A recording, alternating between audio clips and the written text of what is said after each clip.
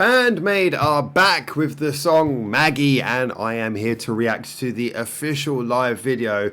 And I'm also back because I've been away for about a week. I got quite unwell. I had tonsillitis, I couldn't speak, and I am now back at the point where I can talk. So hopefully I'll be able to do this reaction in some way that will be coherent. Although if I start coughing halfway through, apologies.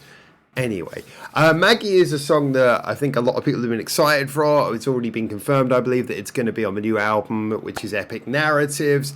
Now, obviously, I was at the live show, the end of the final for the hall tours, so I have seen them play this live, but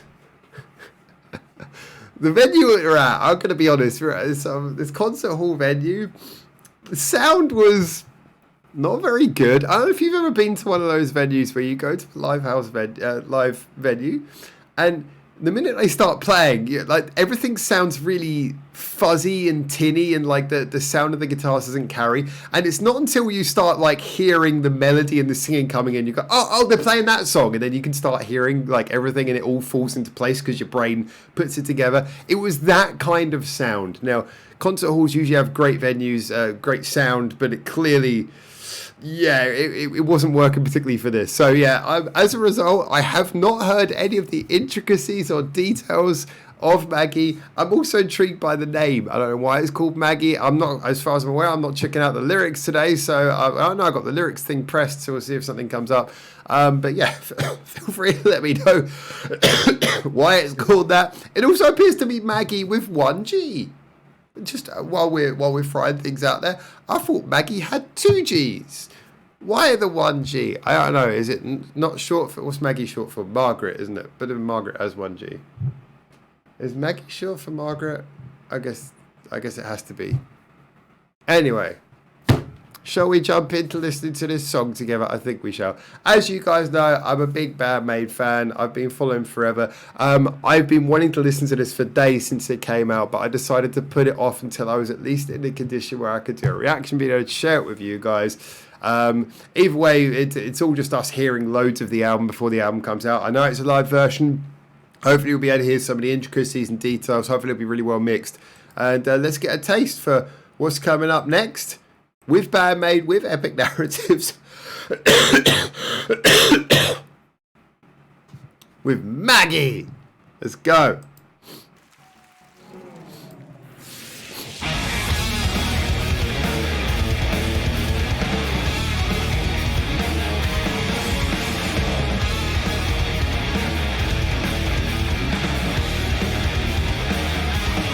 Love that opening riff.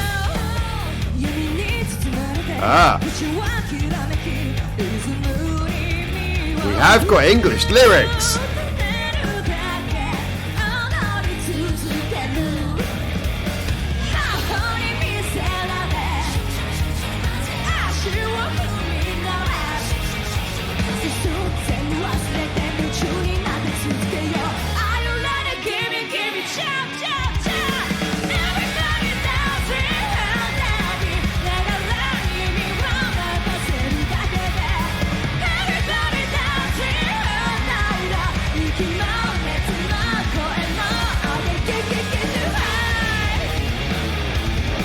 Oh, I really feel like we can. It's so nice to hear that riff clearer.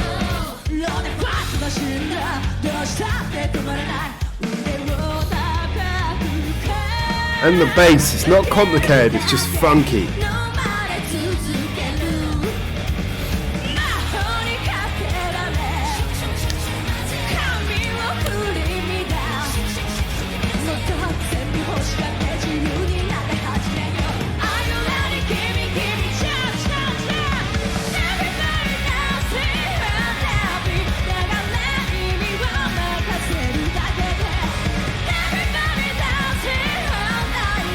It's a very generic chorus line, but it does work, doesn't it? You can't help but sing along.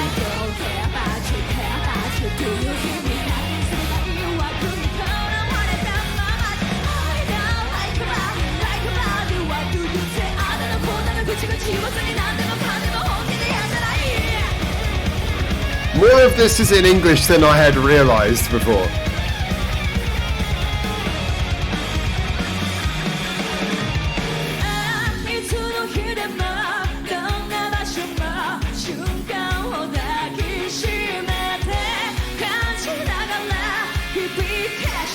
Yeah, we got it. Let's get church. Everybody dancing, happy.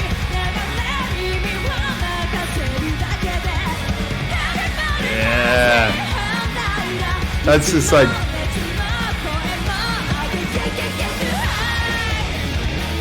That's such a great combination of like rocking riff, catchy chorus, funky underpinnings with the rhythm.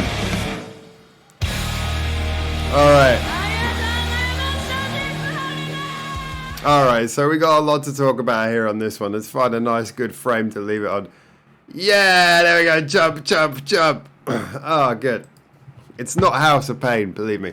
That was a really bad, obscure reference. Anyway, all right. So, yeah, actually, I'll be honest. Yeah, I've heard this song a couple of times live, but this was so much nicer now to hear it in detail, to really be able to sort of hear the detail. Still no idea why it's called Maggie. Someone's going to be like, how could you not notice? Blah, blah, blah. I don't know. I don't know why it's called Maggie. Does Maggie like to... Who cares? Anyway, point is, this song plays an interesting game because I've said before that Band-Maid are not a band who I think you normally associate as a chorus writing band. And this is not to say they don't have catchy choruses. They have things like your... they have things like in Influencer. They have little hooks that they throw in that are easy to sing along. We had that in Protect You as well. Ooh, la la la la la la. You know, they are good at throwing in things like that. They have got some pretty solid choruses like Choose Me or Page. But as a gen, it's just that's not their core focus. Occasionally we get a good chorus out of them, but they're more about delivering rocking songs that have like interesting development, layering. It's all about the nuance with them. They're one of those bands who it's not about so much about play the chorus on the radio and everyone will come running, more a case of hey, play it to someone who appreciates music and they'll come to have a listen for more. So in a song like this, I feel like we're getting much more of a balanced approach. I mean, it's ironic that this hasn't come out as a single because or hasn't come out with its own music video, because I get the feeling this is maybe not, but I just to me, I get the feeling this is like a really nice shoe-in for something that's just like really good fun that would just be really great to throw out there. And I think a lot of people will respond well to. You know, maybe it's not quite poppy enough to get the poppy listens. I don't know, but it's just I do feel like this is a really good balance between it still sounds like a Band-Maid song, still has their sort of core sound going through it. But here, like, whereas a lot of people have been umming and ahhing about some of Konami's more frantic riffing of recently, this is a very nice riff. It's a up from top, down low, sort of running down a scale, very easy to follow, but still with a lot of nuance. So you've got that really cool riff at the beginning. When you get into the actual song itself, it's really funky. Again, I appreciated that what Misa was doing in this song. It wasn't super complicated. It was just nice. It had little spaces. You know, greatest bass players, they know when to stop as much as when to play, which means that there was those nice little stop-start bits in there. She was really adding a lot to it. When we got into the guitar solo, really liked how that was the one bit where Akane decided to throw in some double kicks. She'd been quite fluid as usual up to that point, but then the solo came in, she went double kick, which was interesting. That was a real bit of a deviation from what the rest of the song had been doing, and it just meant that the solo felt more special. A lot of the times, like I say, a good solo is a mixture of having a good guitarist, but it's also about the band knowing how to do something that accents the solo in an interesting way. Makes it sound like more than just, hey, we couldn't be bothered to write lyrics for this bit. So... made myself laugh with my own bad joke, nearly dead.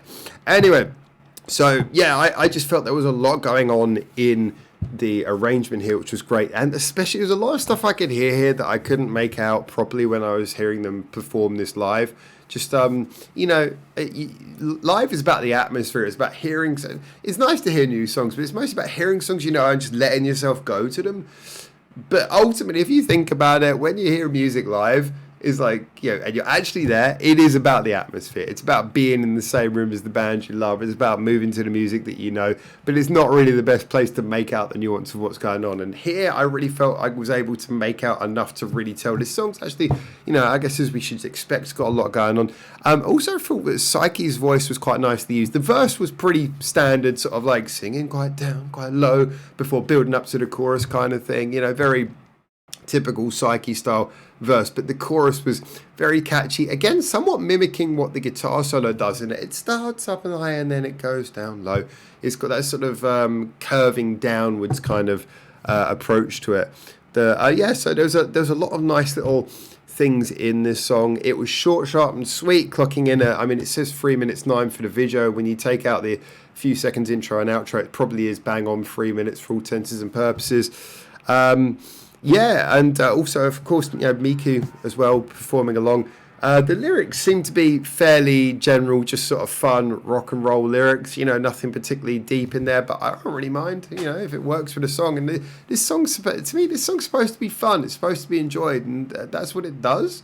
And the lyrics play along with that as well. I like this. Not every song has to be super meaningful. It's nice to have a mixture, and this is a sort of song where I feel like Band-Maid have a lot more serious songs. So songs like this, which are a little bit more just fun and for the shits and giggles, I'm all for that. A little bit more, that goes a long way. And obviously this paints an interesting picture of what we should expect from Epic Narratives, because Epic Narratives so far has been an album where virtually every song we've heard of it.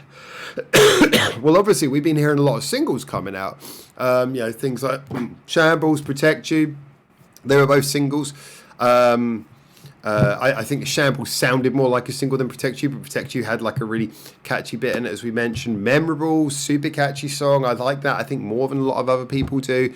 Then we had Bestie, which I think a lot of other people like a hell of a lot more than I do. Yeah, but still, these are all songs that clearly are focused towards having choruses, having accessibility, and I really get the feeling from everything we're hearing. You combine that as well with the song that is coming out, the Warning Band-Maid song as well, which is coming as well, and I really get the feeling that how many songs is that? Shambles, Protect You, Warning song, Bestie, Memorable.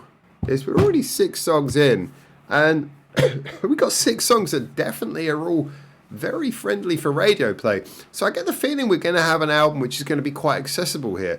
And, whether you like that or not, I don't know. That'd be an interesting thing. I think that's kind of a nice turn after Unseen World. Unseen World was a great album, but it was definitely much more for the... it was much more intense. This feels like it's going to be much more of an accessible kind of album, which I think is a nice turn. I think it's nice that each album has its own flavour. But we've... assuming those songs, we've still got a few songs left to hear, and in a way I kind of hope we got these really catchy accessible songs, then we got some batshit crazy stuff in between it as well. It's going to be really fun. But Maggie, great song, I really enjoy it. I think this is good. Good, that's such a generic adjective, isn't it? I think it's a really enjoyable, wholesome, fun song that makes you want to get up onto your feet. Everybody dance on your feet, blah blah blah. I think it does exactly what it sets out to do. It leaves you with a smile on your face, and that's kind of what I'm looking for from a song like this, and does it. Anyway, I'm waffling now. I'm going to go and have some of I got some honey. I think I got the honey back there. So someone gave me Portuguese honey. Portuguese, you see I nearly used it all. Have some of that because my throat's hurting. Anyway, the new Neki album's coming out at midnight as well, so I'm going to start getting ready to do the reactions for that as well. But until I see you hopefully very soon in Japan for the next one of whatever, please like, subscribe, all that stuff. And for now, ciao ciao. Stop button.